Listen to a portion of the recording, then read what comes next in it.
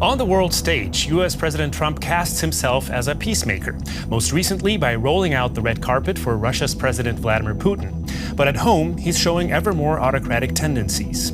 He's moving to give the National Guard greater authority in Washington, D.C. and to station armed troops in other American cities.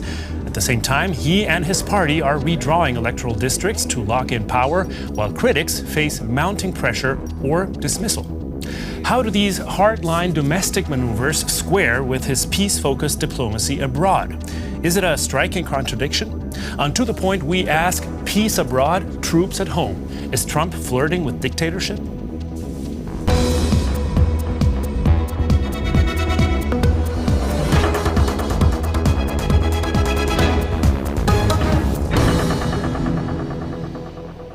Welcome to this week's To The Point. I'm Javier Arguedas. It's good to have you with us, and let's meet today's guests. Sudha David-Wilp is the Vice President for External Relations at the German Marschall Fund. Christoph von Marschall is the Chief Diplomatic Correspondent and former Washington correspondent for Berlin's daily Tagesspiegel. And Brandon Bohrn is a member of the Bertelsmann-Foundation and its Europe's Future program. He focuses on US, German, and transatlantic relations. To all of you, welcome. Thank you for being here. Sudha, I'd like to start with you. The same Donald Trump who wants to sit down and have a conversation when it comes to international conflicts uses force against the will of local governments in the U.S. How does that work? Yes, Javier, I think President Trump is certainly full of contradictions and contrast. And I think he actually likes that. He likes to style himself as unconventional. And I do think that he is serious about creating peace on the world stage. He's not, he's definitely, doesn't like war. But in the U.S., he's also very adamant on making sure that his policies can be executed. And he thinks of himself as the ultimate decider. And that doesn't necessarily square with the checks and balances in a democracy. We're going to talk about those squares and balances later on. Brandon, he wants peace, but the question is, who is he dealing with while doing so? Vladimir Putin in U.S. soil was seen as a way to legitimize Putin as a leader. Now we hear Trump wants to meet Kim Jong-un. Is it just an approach to find common ground, or is there really more of a connection with authoritarian leaders there? Well, I think on the one hand, Trump admires strength. I mean, that's something that we've seen in whether it's his relationship with Putin or Kim Jong-un and so on. If you look to Ukraine, what's happened over the last 3 years, the death, the destruction. Peace is, of course, the goal, but peace on whose terms? What took place in Alaska was less peace and more appeasement. And if you have a peace that's dictated more and more by Moscow's terms, then we know that that's not going to be a long-term solution to finding peace in that country, but rather a prelude to further conflict. And that peace on those terms would also leave Europe out. Christoph, in the first Trump term, Europe decided to essentially sit it out. What do you make of how European leaders are dealing with Trump's disruptive policies this time around?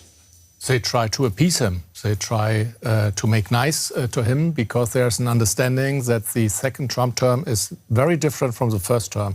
In the first term, Trump was new to the office. He was impatient, but didn't really know what to do and how to achieve things quickly. And he has learned from this experience that he's not effective enough. And that's his goal for the second term, to put much more pressure, to pressure things through. And there the Europeans now see how weak they are. They are not prepared to deal with the Ukraine conflict alone. But they have to learn it because Trump makes clear that the US will not do much. And as far as it comes to peacemaker, I don't think that Trump is a peacemaker because he is lacking a strategy. He has, of course, it's very easy for him to put pressure on Ukraine. Just don't give them weapons, just don't give them intelligence, and so on and so on. And then they feel it at the same minute.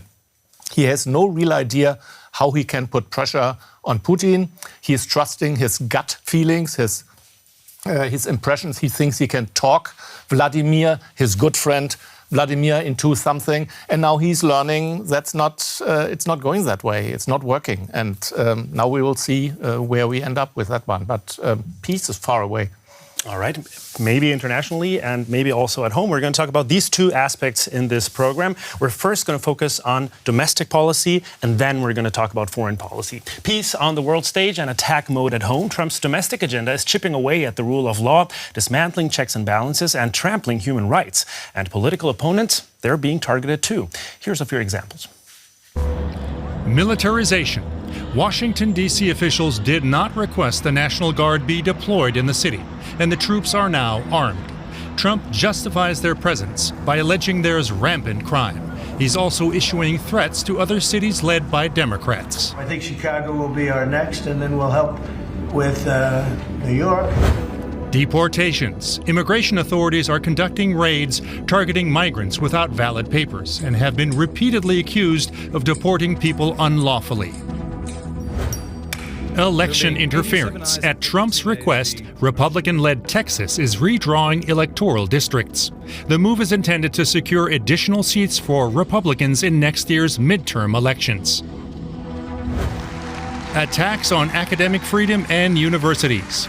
Those deemed woke or anti-Semitic by the president are seeing their funding cut. Harvard is suing in response. And not least, dismissals of unwelcome individuals and pressure on critics. Is Trump behaving like a dictator? Here's how he sees it. A lot of people are saying maybe we like a dictator. I don't like a dictator. I'm not a dictator. I'm a man with great common sense and I'm a smart person. Who's stronger, Trump or American democracy? Brandon, we just saw the video. Do you see an aim to attack the democratic system in the U.S. by these actions of Donald Trump? Well, let's just take the National Guard, for example. You know, there have been multiple times in U.S. history where National Guard troops have been deployed to respond to actual crises, whether it's race riots in the 60s and 70s or, you know, in the context of the pandemic as well. This is a bit different. What Donald Trump has done here is he's sending troops not only in Washington, as we just heard, but California earlier in the year, not at the request of local leaders, but in opposition to them. So when you have soldiers who are, I mean, we all have spent time in Washington, D.C., when you have soldiers patrolling the National Mall, school zones, that's a step further into this authoritarian space. Sudha, Trump claims that rising criminality rates justify these deployments. Is it a coincidence that we're talking about cities that are controlled by Democrats and also often led by black mayors? And that's definitely a valid question to ask because there are plenty of regions and cities led by Republican authorities where crime is also an issue and the homicide rates are quite high. I think President Trump definitely asked the right questions and is trying to find solutions for the structural problems that many Americans feel have been ignored for too long, and crime is one of them, and homelessness. But as Brandon mentioned, there's really no reason for this because it's circumventing the local authorities and also not really in the tradition of republicanism where, you know, there's a real belief in states' rights as well, right? This is an encroachment of the federal government on states. Let's try and see how the voters look at this, Christoph. Americans did have national security as one of the main concerns in the U.S. elections. Does this ultimately serve the interests of the American people? Well, I think Trump is here making statements and using the pictures. I'm in power, I'm in charge, and I don't care what the local representatives, what they think about it. Is this popular? For a part of the population, it certainly is. And here I would make a distinction between California, the National Guard, and Washington, D.C., the National Guard. In California, if I would put myself in the shoes or in the eyes of a farmer in Wisconsin or somebody in the Midwest, he would certainly say, well, probably that was okay. It doesn't mean the majority, but I don't see a huge opposition against the use of a National Guard in California. In Washington, it might be different. It's more than 90% a Democratic-leaning city, a huge African-American, not minority, but majority. And of course, they see it very differently. So it goes both ways, I would think. But certainly, Trump is testing the checks and balances of the democracy, of the state and law. But if you ask who is stronger, well, Donald Trump will go away one day. sooner or That's the later, big- two or yes. 3 years. And the American democracy is 250 years old, and it has survived a lot of challenges, and it didn't turn into dictatorship, what we had in Europe, especially in Germany, brown with the Nazis, red with the communists. So I am still confident that the American democracy and the state of law can survive that. But there will be damages, lasting damages. It will not just snap back to normal once Trump is gone. There's a lot of fear, if you will, whether that democratic system is going to hold up in the same manner as we know it. Sudha, another very controversial decision that we need to talk about is the redrawing of electoral districts in Texas, known as gerrymandering. What consequences do you see for the American democracy? Well, I think it's just an escalation of the polarization in the United States, because gerrymandering has been practiced by both parties over many, many years. But this is different because there's norm breaking involved in the sense that, the Texas legislature is doing this before the next census, right? That, I think, is another norm that is going to be detrimental to American democracy. So these things just sort of pile on, and we are seeing the tribalism in the United States. And naturally, the Democrats think, maybe we don't want to follow Michelle Obama's mantra of when they go low, we go high, but we need to fight back. And then this just causes more conflict rather than cohesion in the United States. No matter who is in power, I guess. Brandon, we're touching on all these aspects. Not everyone is pleased with how things are going in the U.S. right now. In fact, a recent poll suggests that Donald Trump's current approval rating is at 37%. That will be one of the lowest he's ever had. How big is the resistance against what we are talking about, and who can stop the Trump administration, if you will? Well, I think there are two things here. Coming to your point, absolutely. What the counter reaction in California, for example, I find this quite problematic because it's really a race to the bottom where gerrymandering has been, well, first, political gerrymandering, it's completely legal in the United States of America after 2019, Supreme Court decision. So what's happening is, it's perfectly legal, but when you have individual states, now Florida's considering it, several democratically led and Republican states are considering it, red states are getting redder, blue states are getting bluer. So there's this, that is a form of pushback from democratically led states and cities, but it's really a race to the bottom. What we're seeing now in Chicago, J.P. Pritzker, this is another form of pushback. We know that in the Pentagon currently, there are plans being drafted to send National Guard troops or federalized troops in that city as well. And of course, the federal government, the Supreme Court decided against Donald Trump's use of federal forces in California back in February. So he's run into legal roadblocks as well. But I think you're starting to see a greater, a different form of opposition than we'd previously seen in his first administration from state and local leaders. Briefly, we also have to touch on the role of the media. Christoph, what do you make of the developments against media outlets that have been critical? I know you have experiences and even also, if you will, a personal experience there. Well, certainly Trump puts also a lot of pressure on media just by singling out certain people, punishing them, and then hoping that others will behave accordingly. I was the last 9 months on a sabbatical at the Woodrow Wilson Center. I had two roles. I was doing the sabbatical, writing a book about the danger of a war between Russia and involving German troops in the Baltics and in Lithuania. But on the other hand, I had back my White House press pass. So there is not a problem to get into it if you have the necessary, if you meet the necessary conditions. But this White House press pass has not the value it used to have because Trump is not speaking to all the journalists. Of course, he is giving press conferences, but always he selects who is allowed to ask questions. So it's a little bit, the access doesn't help you as much as it used to be. In my case, over the years, I was the US correspondent for the Tagesspiegel. But I still have the access, but it doesn't have the value anymore. And the Wilson Center where I worked was Doge. You know, Doge, the department that try to make the government smaller. And in April, just before my sabbatical ended, I was told to leave my office to clean my desk. I could stay in the US. They didn't send me home, but I could no longer work in this famous institution, which the Woodrow Wilson Center was for 50 years. We had every week visitor groups from all over the world visiting and asking the experts for their advice and so on and so on. And this is just lost. So there's a lot of damage done.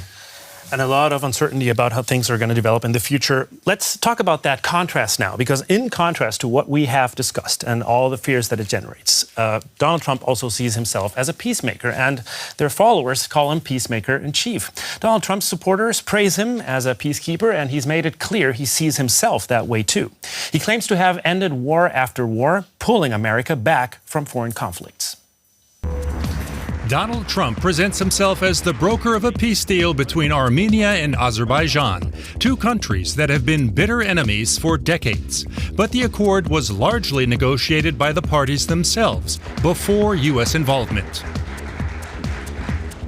Another U.S.-mediated agreement aims to bring peace between Rwanda and the Democratic Republic of Congo. U.S. Secretary of State Rubio called it a historic moment after 30 years of war, yet fighting in the region continues. The U.S. president claims to have ended or prevented numerous conflicts, including a potential nuclear war between India and Pakistan. India, however, denies Trump played any role in brokering a ceasefire. Cambodia, on the other hand, has nominated Trump for the Nobel Peace Prize, citing his mediation in its dispute with Thailand. According to Trump, only Russia's war against Ukraine has so far proven to be a larger peacemaking challenge. I've stopped 7 wars. I'd like to make this one I thought would have been in the middle of the pack in terms of difficulty, and it's turning out to be the most difficult. Trump's peace missions. How many wars has he really ended? I'm throwing that question to you, Christoph. How many wars has he ended? He certainly hasn't ended a war single-handedly, but of course the US is a huge power. It has a lot of influence. It can have on the Middle East conflict, on also it can mediate between Pakistan and India. But I don't think that he really has earned the Nobel Peace Prize right now. And as far as I see it, if I'm really correctly informed, Social Democrats from Norway makes the decision who gets the Nobel Peace Prize. It is not very probable that they will nominate Donald Trump, from my point of view, so far. There's still a long way to go. Brandon, what we can definitely say is that he's struggling in Gaza and in Ukraine particularly. Do you think he's using that power, that weight of the United States in a smart way in these conflicts? I think his genuine interest in ending conflicts, as you said earlier, is very much the case. But, you know, when you look at the Alaska summit, let's take that, for example. Normally, when these types of interactions take place, they're after weeks and weeks of very careful, behind-the-scenes negotiations between experts on both sides. This was thrown together at the very last minute. And, you know, we talked earlier about his relationship with strongmen around the world. You know, he looks to Putin as somebody who's strong, he's decisive, he equates strength with legitimacy. And that admiration, I think, in some cases is really a weak point in how he negotiates, because he can quickly be taken advantage of. Sudha, Trump's foreign policy has also been often described as transactional, which means that he wants to get something out for him or the United States, depending on who you ask. Is that the way we should understand the way he's operating and brokering these peace deals? I mean, certainly transactionalism is a feature of the foreign policy out of the White House. But I do think President Trump genuinely is conflict averse, doesn't like war, but he's not interested in the details. And the devil is in the details with a lot of these conflicts, because there's history behind it. There are many different forces involved and factors. And the question is, he may achieve a ceasefire or stability on the battleground, but will it be durable? Will it last? And this could just be sort of Band-Aid operations that don't really solve the conflict. Donald Trump does use force when negotiating very often, Christoph.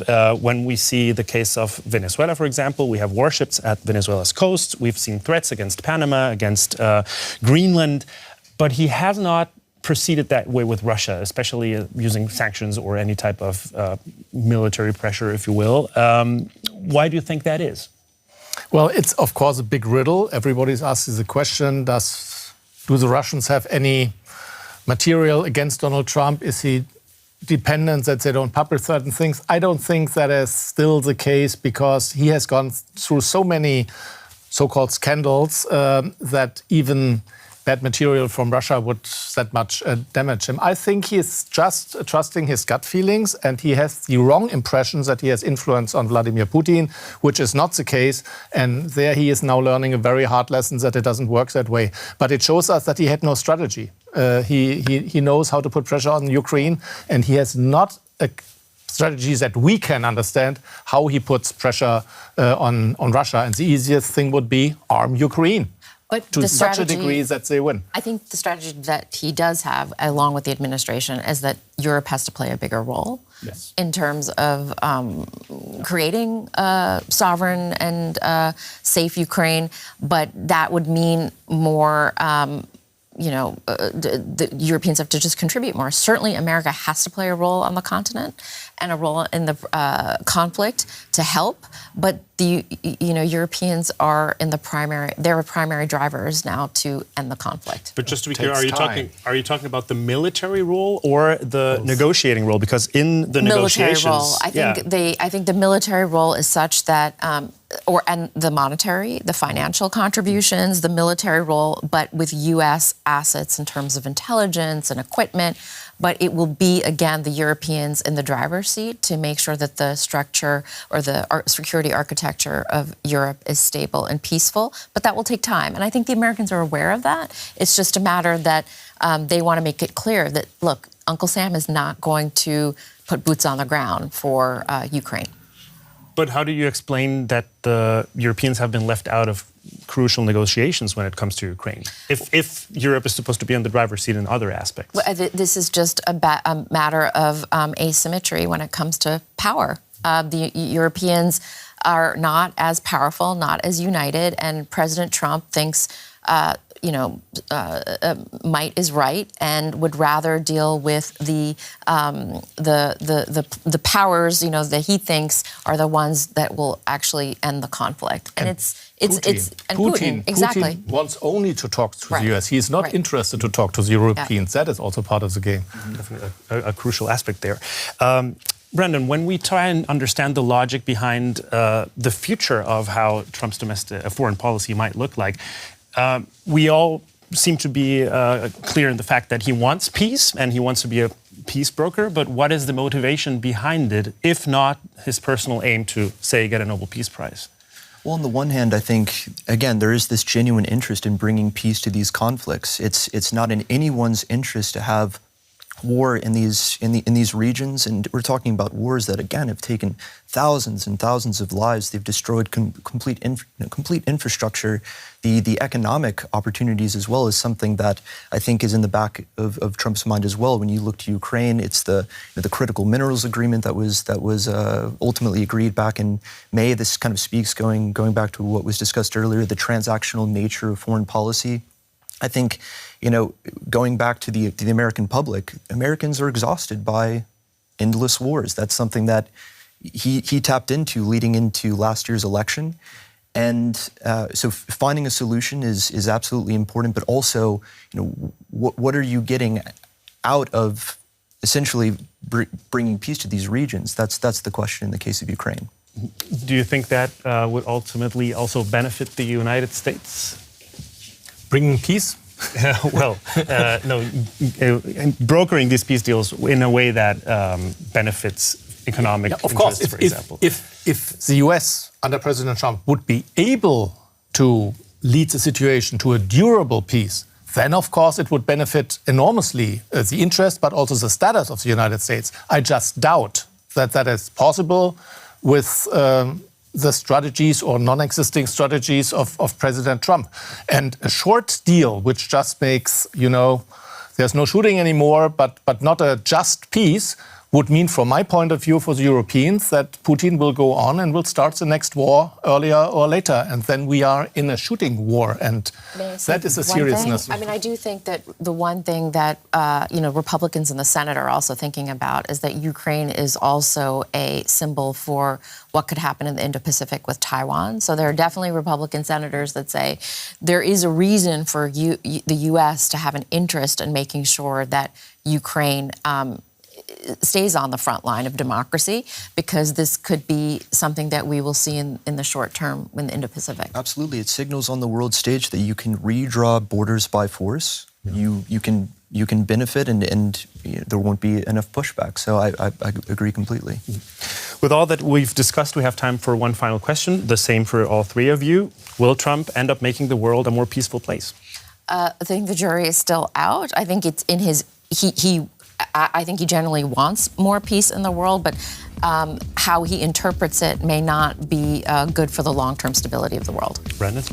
It's in our interest for that to take place, and I think having individuals on his side who can advise him properly and actually put the hard work into these negotiations, that's absolutely critical to make that happen. The jury is out, as Sudha said, but for the time being, I would say he is not the big peacemaker and will not be, but he is also not the destroyer of American democracy and state of law. Democracy will outlast him. We certainly should wish him well. Thank you to all three of you for being here. Thank you for watching. And of course, we'll see you next time. Remember, you can also watch the show on DW News on YouTube. I'm Javier Arguedas. Till next time, take care. Goodbye.